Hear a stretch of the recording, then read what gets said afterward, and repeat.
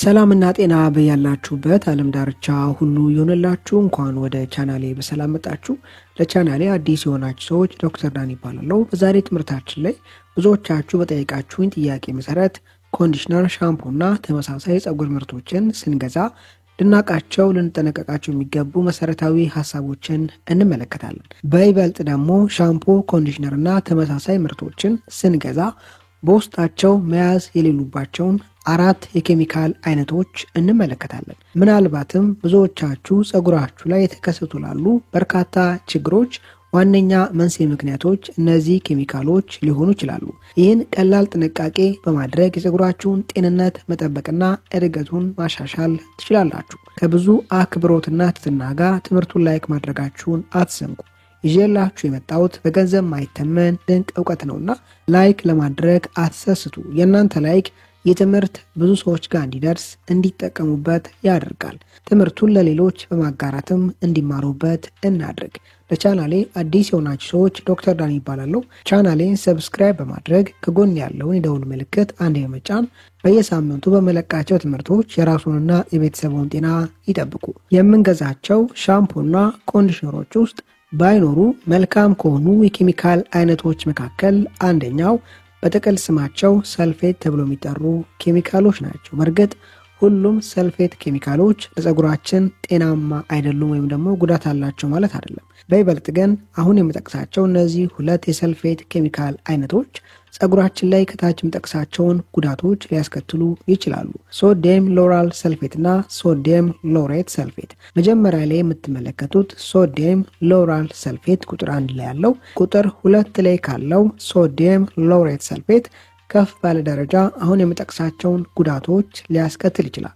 አንድ ሰው ሻምፖና ኮንዲሽነር መግዛት ፈልጎ ሰልፌት የሌላቸው ሰልፌት ፍሪ የሆኑ ሻምፖ ኮንዲሽነሮችን ማግኘት ካልቻለ ሁለተኛው አማራጭ ሊሆን የሚገባው በውስጡ ቁጥር 2 ላይ ያለውን ሶዲየም ሎሬት ሰልፌት የያዘ ሻምፖ ወይም ኮንዲሽነር ቢገዛ የተሻለ ነው። እነዚህ የጠቀስኳቸው ሰልፌት ኬሚካሎች ከሻምፖና ኮንዲሽነር በተጨማሪ በብዛትና ከፍ ባለ መጠን ኮንሰንትሬሽን እቃ ለማጠቢያነት የምንጠቀማቸው ሳሙናዎችና ተመሳሳይ ምርቶች ውስጥ ይገኛሉ። እነዚህ ኬሚካሎች በዋነኝነት የፀጉር ምርቶችና የእቃ ማጠቢያ ምርቶችን የሚያመርቱ ካምፓኒዎች የሚጠቀሙበት ዋነኛ ምክንያት ከላይ ጠቀስኳቸው ኬሚካሎች ቆሻሻዎችን በይበልጥ ደግሞ ቅባታማ፣ ዘይታማ ይዘት ያላቸውን ቆሻሻዎች በከፍተኛ አቅምና ፍጥነት የማስወገድ የማጽዳት አቅም ስላላቸው ነው። ካምፓኒዎች በዝቅተኛ ወጪ ከላይ ጠቀስኳቸውን ሰልፌት ኬሚካል የያዙ ሻምፖዎችና ኮንዲሽነሮች በማምረት ከፀጉር ከራስ ቅል ላይ ቆሻሻዎችን በይበልጥ ዘይታማ፣ ቅባታማ ይዘት ያላቸውን ቆሻሻዎች የሚያስወግዱ ምርቶችን ያመርታሉ።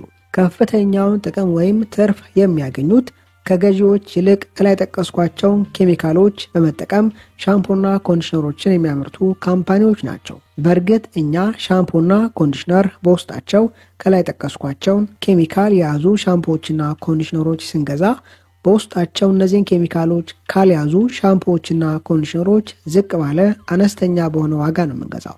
በይበልጥ ግን ከፍተኛውን ትርፍ የሚያገኙት የሚያመርቱት ካምፓኒዎች ናቸው። የእነዚህ ኬሚካሎች ዋነኛው አደጋ ወይም የሚያስከትሉት ችግር ከራስ ቅልና ከፀጉር ላይ ጤናማ የሆኑ ዘይቶችን በከፍተኛ ፍጥነት ሊያስወግዱና ስር የሰደደ የራስ ቅል ድርቀትን ሊያስከትሉ ይችላሉ። ከሚያስከትሉት ስር የሰደደ ድርቀት የተነሳ የራስ ቅል ማሳከክ፣ የፀጉር መነቃቀልና መበጣጠስን ሊያስከትሉ ይችላሉ። እነዚህ ምልክቶች ፀጉራችሁ ላይ ያያችሁ ከሆነ መጀመሪያ ልታደርጉ የሚገባው የምትጠቀሙትን ሻምፖና ኮንዲሽነር ማየት ነው። የምትጠቀሙትን ሻምፖ ወይም ኮንዲሽነር በመውሰድ ጀርባውን ስታዞሩ ኢንግሪዲየንትስ የሚል ታያላችሁ። እዚህ ላይ ከተዘረዘሩ ኬሚካሎች መካከል ከላይ ጠቀስኩት ሶዲየም ሎራል ሰልፌት ወይም ሶዲየም ሎሬት ሰልፌት ካለ ዋነኛው ምክንያት ይህ ኬሚካል ሊሆን ይችላል። በዚህ ወቅት እነዚህን ኬሚካል ያልያዘ ሻምፖ ወይም ኮንዲሽነር ገዝቶ መጠቀም አስፈላጊ ነው። ተመሳሳይ መንገድ ሻምፖና ኮንዲሽነር ለመግዛት ስትሄዱ የምትገዙትን ሻምፖና ኮንዲሽነር ጀርባውን በማዞር ኢንግሪዲየንትስ የሚለው ዝርዝር ስር ሶዲየም ሎራል ሰልፌት ወይም ሶዲየም ሎሬት ሰልፌት አለመኖሩን ማየትና መግዛት ያስፈልጋል።